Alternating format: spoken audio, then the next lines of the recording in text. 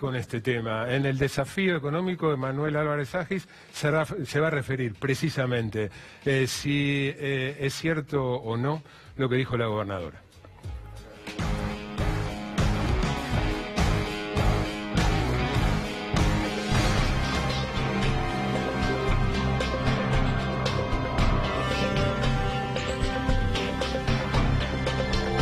El segmento de Desafío Económico de Manuel Álvarez Agis. Muy buenas noches. Buenas noches, Marcelo, ¿cómo estás? ¿Qué idea vamos a desafiar hoy a la gobernadora María Eugenia? Sí, vamos a ver si el conurbano está sobrepoblado de universidades y vamos a ver también si los pobres llegan o no llegan a la universidad. Tema además que vos conocés muy de cerca porque sos docente en una de las universidades. Sí, dirijo la carrera de Economía de la Universidad Nacional Arturo Jauretche, que fue creada, digamos, en los 2000. En el conurbano hubo dos olas de creación de universidades, primero en los 90, después en los 2000. Argentina tiene 55 universidades en total, 13 de las cuales están en el conurbano bonaerense. Entonces, lo primero que hay que preguntarse es si son muchas o son pocas. Fíjate, el 23% de las universidades de Argentina están donde vive el 38% de la población de Argentina, en la provincia de Buenos Aires. Desde ese punto de vista tiene más universidades Córdoba que el conurbano bonaerense. O sea, el conurbano está lejos de estar sobrepoblado si uno piensa que en una zona de 3 millones de habitantes, que es donde estamos nosotros acá, hay una universidad como la UBA, en una zona de 17 millones de habitantes tenemos 13 universidades. La segunda pregunta es si los pobres llegan o no llegan a la universidad. Mira, lo que muestra, y en particular vamos a ver el conurbano, porque la gobernadora es gobernadora de la provincia de Buenos Aires, en el conurbano bonaerense el 26% de los alumnos que estudian en universidades son pobres.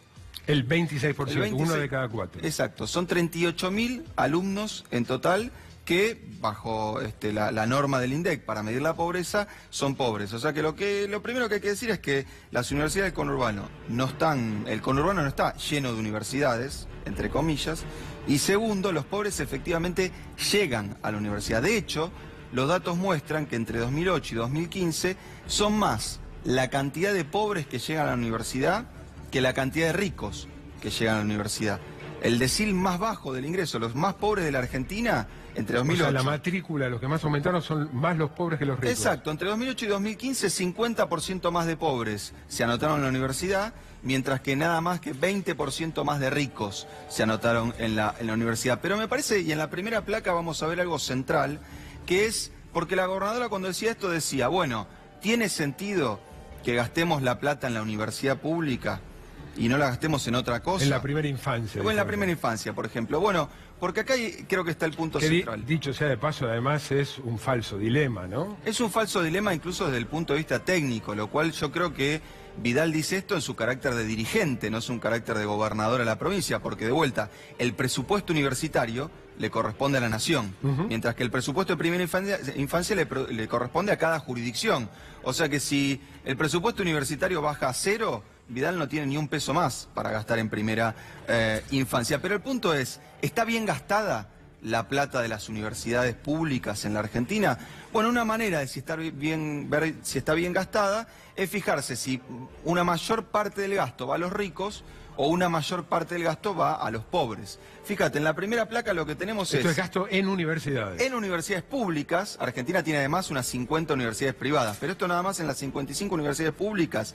En 1992, los más pobres de la Argentina recibían el 9% del gasto en universidades públicas que hacía el Estado Nacional, mientras que los más ricos, ahí está mala placa, es Quintil 5, se llevaban prácticamente el 40%. ¿Sí? Ahora, en el año, y ahí tenemos mal el año, en el año 2014, el 15% del gasto total en universidades va a los pobres, mientras que el 21% va a los ricos. Y esto básicamente responde a la creación de universidades en el conurbano bonaerense, que es donde mayor tasa de pobreza hay y donde mayor cantidad de pobres hay. En comparación con el 92, en el 2014 sí. Ahora se gasta más en los pobres que en los ricos, del presupuesto universitario. Exactamente, y la razón es haber puesto 13 universidades en el conurbano bonaerense, que es en donde hay mayor cantidad de gente y mayor cantidad de pobres. O sea que desde ese punto de vista ni está lleno el conurbano, ni los pobres no llegan a la universidad, y además el gasto en universidades es cada vez más progresivo.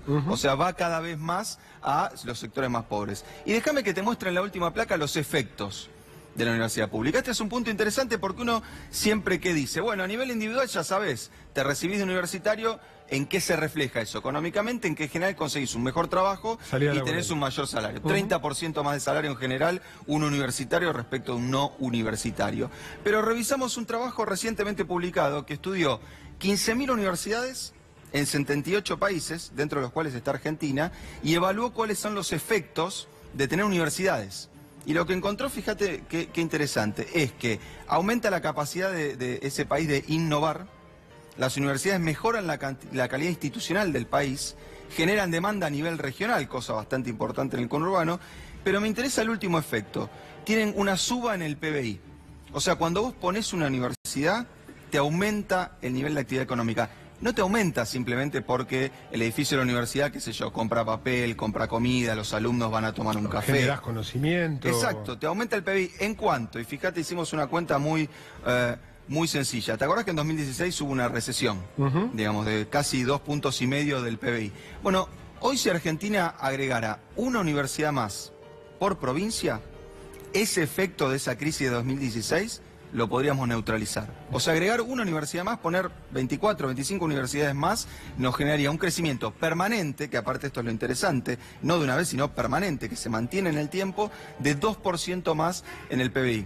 Para terminar, ¿fuiste a la Jaureche desde que María Eugenia Vidal dijo lo que dijo? Mira, estuve conversando mucho con profesores, voy regularmente, y me contaron una anécdota que te la quería contar un poco para finalizar, para que también uno entienda qué se encuentra, ¿no?, en una universidad con el conurbano. Hace unos meses tuvimos una situación muy desafortunada. En un aula se nos desmayó una alumna. ¿Sí? No me pasó a mí, le pasó a un colega, llamaron a la ambulancia, vino la ambulancia a ver por qué se había desmayado, y lo que le había pasado es que hacía mucho que no comía. Esa persona, que hacía mucho que no comía, porque es pobre, estaba cursando para tratar de progresar.